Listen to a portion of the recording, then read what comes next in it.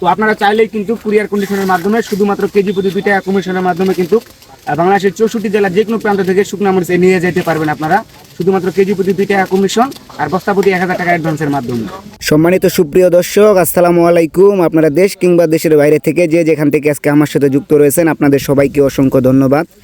তো আমি এই মুহূর্তে উপস্থিত রয়েছি পঞ্চগড় জেলার সর্ববৃহত্তম সেই ফুটকিবাড়ি শুকনো মরিচের হাটে। আজকে এই হাট থেকে আপনাদেরকে সকল প্রকার শুকনো মরিচের আপডেটগুলো জানিয়ে দেওয়ার চেষ্টা করবো মেসার্স বিসমিল্লাহ টেরাসের মোকাম থেকে। দর্শক আমি আজকে বিসমিল্লাহ টেরাসের মোকামে রয়েছি 31শে জুলাই 2026 রোজ শুক্রবার। এই হাটটি সপ্তাহে 2 দিন বসে থাকে, শুক্রবার আর সোমবার।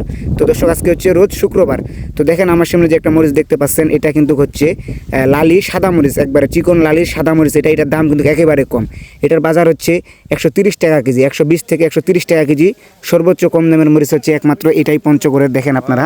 আর এই পাশে যে আরেকটা মরিচ প্যাকেটিং করতেছে, এটা হচ্ছে আজকে মোকামের জন্য ক্রয় করা হয়েছে। দেখেন এটা হচ্ছে ঢাকা শ্যামবাজারের জন্য, এটা পলি করা হচ্ছে, 40 কেজি করে পলি করা হচ্ছে। দর্শক দেখেন আপনারা, এটা হচ্ছে ঢাকা শ্যামবাজার যাবে মোকামের মালে। যে দেখেন এটাকে বলে পাবনা চিকন, এটা কিন্তু নর্মাল কোয়ালিটি, একেবারে হাই কোয়ালিটি না।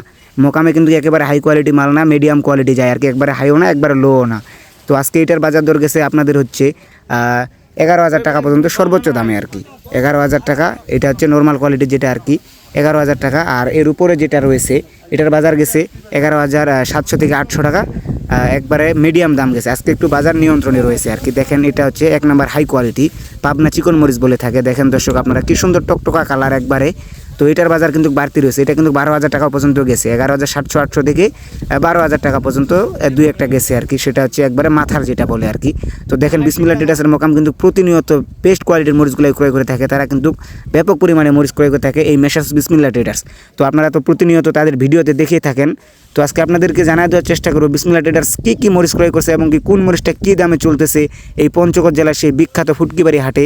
আজকে এর থেকে আপনাদেরকে সকল প্রকার শুকনো মরিচের আপডেটগুলো জানানোর চেষ্টা করব। দর্শক সম্পূর্ণ ভিডিওটি না স্কিপ করে দেখতে থাকবেন এবং কি ভিডিওটি যদি ভালো লাগে তাহলে অবশ্যই একটি লাইক করে দিবেন। আর এই আমার নতুন ছোট্ট চ্যানেলটি অবশ্যই সাবস্ক্রাইব করে পাশে থাকবেন পরবর্তী হাটবাজারের ভিডিও দেখার জন্য।